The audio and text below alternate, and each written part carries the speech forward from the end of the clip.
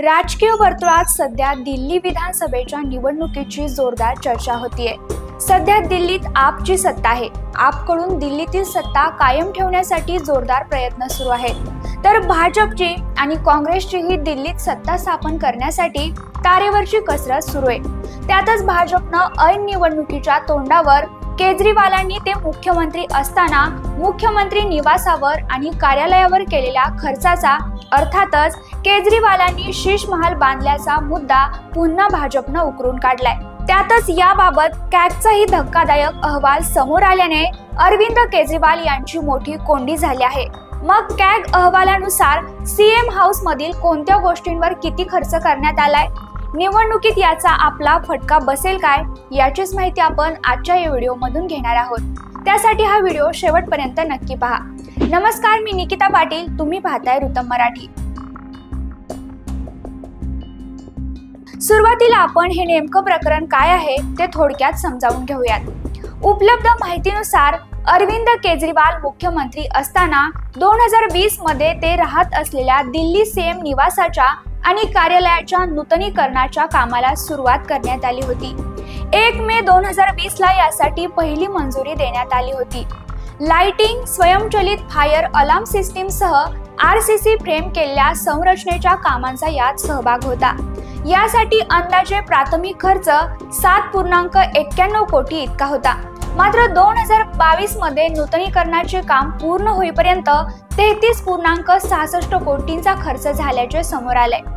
भाजप वारंवार अरविंद केजरीवाल यांना या मुद्द्यावरून डिवचत असतच, पण आता विधानसभेच्या निवडणुकीचे औचित्य साधून भाजपनं या प्रकरणाला पुन्हा फोडणी दिली।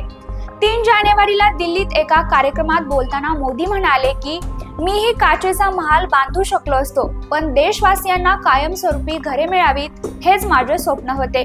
मोदींनी स्वतःसाठी कधीही घर बांधले नाही हे देशाला माहीत आहे, असं म्हणत त्यांनी अरविंद केजरीवालांवर निशाणा साधला। एकंदरीत भाजप दिल्ली विधानसभा निवडणुकीत सीएम हाऊसच्या मुद्द्याचा वापर करत केजरीवालांना घाम फोडणार हे तर नक्कीच। त्यातच या प्रकरणाबाबतीतचा कॅगचा अहवालही प्रसिद्ध झाल्याने दिल्लीतील वातावरण चांगलेच तापले। कॅगच्या अहवालानुसार अरविंद केजरीवाल यांनी शासकीय बंगल्याच्या नूतनीकरणासाठी तब्बल 33.66 कोटी खर्च केलाय, म्हणजेच अंदाजापेक्षा तिप्पट खर्च झाल्याचे या अहवालात नमूद करण्यात आले आहे। त्यानुसार पडद्यांसाठी 96 लाख, स्वयंपाकघरातील उपकरणांसाठी 39 लाख रुपये, टीव्ही कन्सिलसाठी 20,34,000 रुपये, जिम उपकरणासाठी 18,52,000 रुपये खर्च करण्यात आलाय। महत्वाचं म्हणजे मिनी बारसाठी 4,80,000 रुपये आणि भिंतीवर मार्बल बसविण्यासाठी 20 लाख रुपये देण्याचं मान्य करण्यात आलं होतं। प्रत्यक्षात मात्र यावर 66,89,000 रुपये खर्च करण्यात आलाय। या निवासस्थानाच्या वरच्या मजल्यावर टाइल्ससाठी 5,50,000 रुपये देण्याचे मान्य करण्यात आले होते। प्रत्यक्षात मात्र यासाठी 14 लाख खर्च झाल्याचे समोर आले। आता आणखी एक महत्त्वपूर्ण बाब म्हणजे नूतनीकरणाच्या दरम्यान बांधकाम क्षेत्र 1,397 चौरस मीटर पासून 1,905 चौरस मीटर पर्यंत वाढत गेले। अशा गोष्टींमुळे नूतनीकरण खर्च वाढला असल्याचे कॅगच्या अहवालात नमूद करण्यात आले आहे। तसेच कॅगच्या अहवालात अंदाजित खर्चात वारंवार बदल आणि मंजुरीपेक्षा अधिक खर्च करणे हे मुद्दे देखील मांडण्यात आलेत। खरं म्हणजे ऐन निवडणुकीच्या तोंडावर कॅगचा अहवाल प्रसिद्ध झाल्याने केजरीवाल यांची प्रतिमा खराब होऊन याचा निवडणुकीत त्यांना फटका बसणार हे तर निश्चित। आश्चर्याची बाब म्हणजे अरविंद केजरीवाल यांनी 2013 मध्ये सरकारी गाडी व बंगला न घेण्याची शपथ घेतली होती।